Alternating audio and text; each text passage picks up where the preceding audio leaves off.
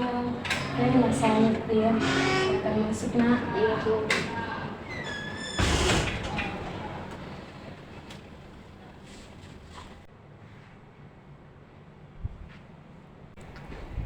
Silakan duduk nak.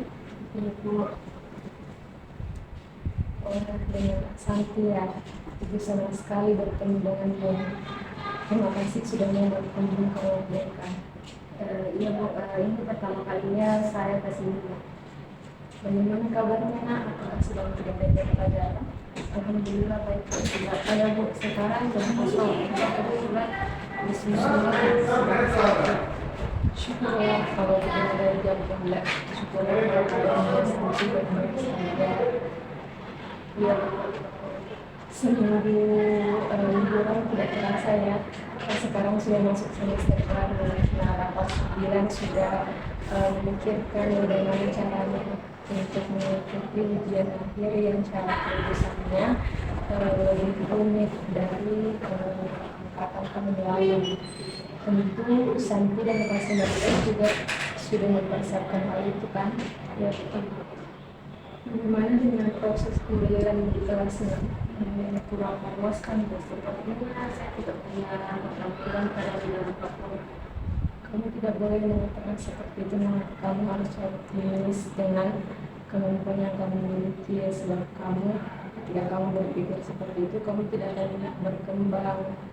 Terima kasih, semoga saya bisa. Nah, karena kita tadi sudah membahas mengenai liburan, mengenai proses belajarnya. Sekarang apakah ada hal lain yang ingin dibahas?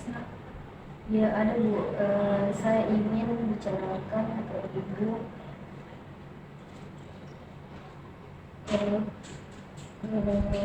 Silakanlah, Ibu sangat senang kalau kamu mau terbuka dengan Ibu. Oh gitu ya Bu. Tapi sebelum kita memulai proses yang kita pada pagi ini, kabarnya kita tentukan waktu konseling selama 30 menit. Cukup ya nak, untuk waktunya sudah cukup. Nah, sebelum itu Santi juga tidak perlu merasa takut bercerita, karena dalam konseling itu mendapat asas kerahasiaan dan keterbukaan, di mana apapun nanti yang akan kita bicarakan itu hanya Santi dan Ibu yang akan tahu. Saya merasa bingung dan sedih. Bolehkah kamu menceritakan bagaimana kamu merasa bingung dan sedih?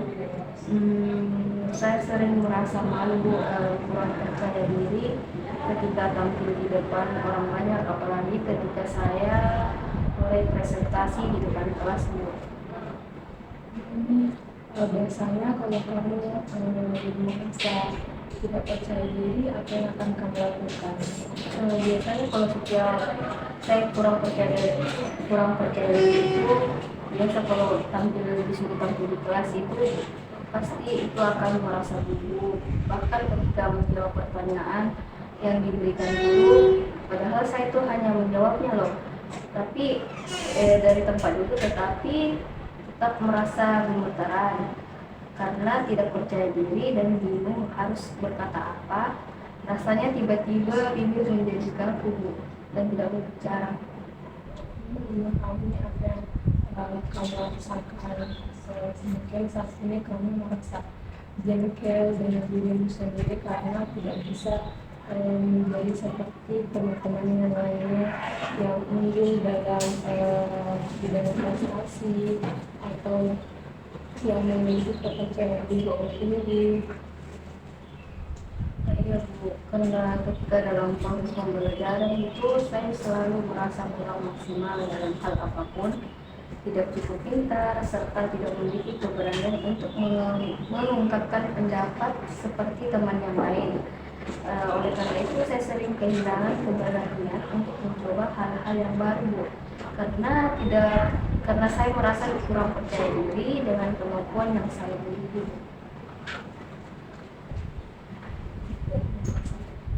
Jika Ibu berada di posisi Santi, pasti Ibu akan merasakan hal yang sama. Ibu saya hanya diam saja daripada malu di depan teman-teman karena saya buku dan berbicara kalau ketika malu di depan kelas.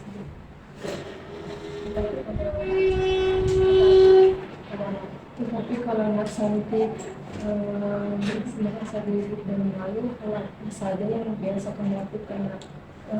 Saya biasa dulu harus dari mana memulainya. Setiap saya ingin berpendapat pasti akan ada mimpi maksudnya. Sebenarnya tidak saya salah bicara mungkin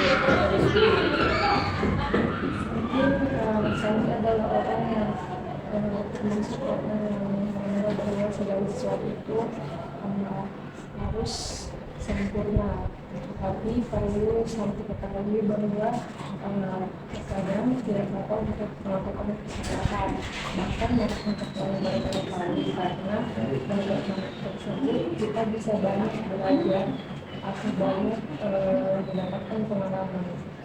Ya Bu, perkataan ini tuh memang benar, tetapi memangnya orangnya saya seperti itu Bu, selalu malu. Harus saya kerjakan dengan sempurna, walaupun itu tidak mungkin. Hal ini juga membuat saya seperti ini. Ini mungkin akan merasa bahwa tidak mungkin seperti teman yang lainnya, sering merasa buruk ketika berbicara di depan kelas. Namun ketahuilah nak bahwa setiap orang itu seringkali merasa kegagalan. Dari kegagalan itu kita bisa belajar untuk menjadi lebih baik lagi, dan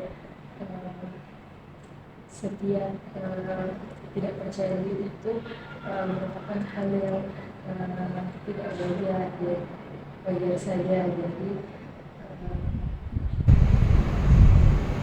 Lalu saya harus bagaimana Bu? jadi begini, kita akan melakukan teknik kursi permainan dialog dengan kursi kosong.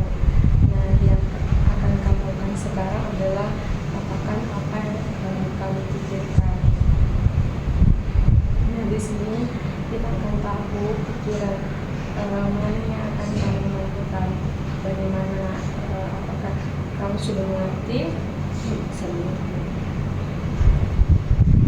Sebelum itu, silakan persiapkan diri kamu, bersihkan badan kamu senyaman mungkin. Silakan tarik nafas pelan-pelan, lalu hembuskan. Silakan lakukan berulang kali sampai kamu rileks. Bagaimana, kalau kamu sudah siap? Siap. Dan jadi saya menyiapkan dua kursi. Kursi pertama adalah kursi saya yang tidak memiliki rasa percaya diri di kelas. Nah, silakan diberikan apa yang ingin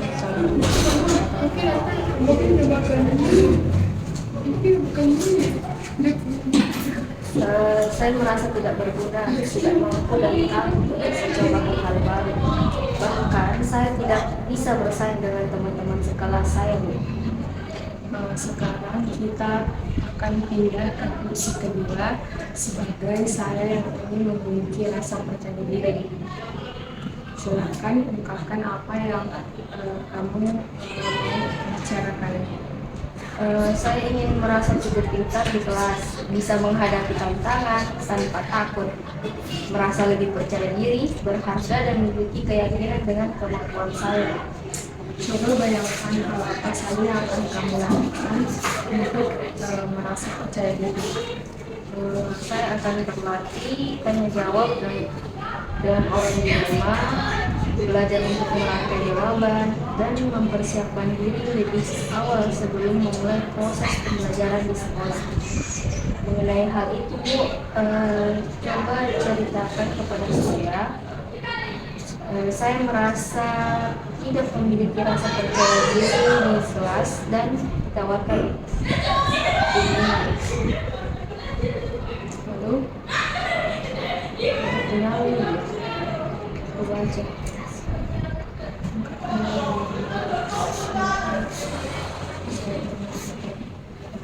berbicara sebagai saya. Itu Saya ingin memberitahukan kamu bahwa kita memiliki potensi yang sama, potensi untuk tumbuh dan mengembangkan rasa percaya diri. Meskipun pernah ada di saat-saat ketidakpercayaan diri itu muncul, ketika kita bisa bekerja sama untuk mengatasi hal ini. silakan kembali ke kursi pertama dan terbuka apa yang tadi kamu bacakan kursi ini.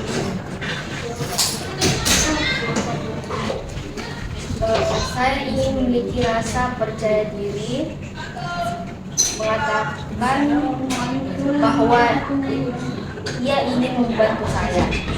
Saya merasa sedikit lebih optimis untuk meningkatkan kepercayaan diri saya sekarang. Nah, itu adalah langkah yang bagus. Dari sini sekarang kita bisa tahu bahwa sebenarnya kamu bisa merubah dirimu sendiri, namun kamu kurang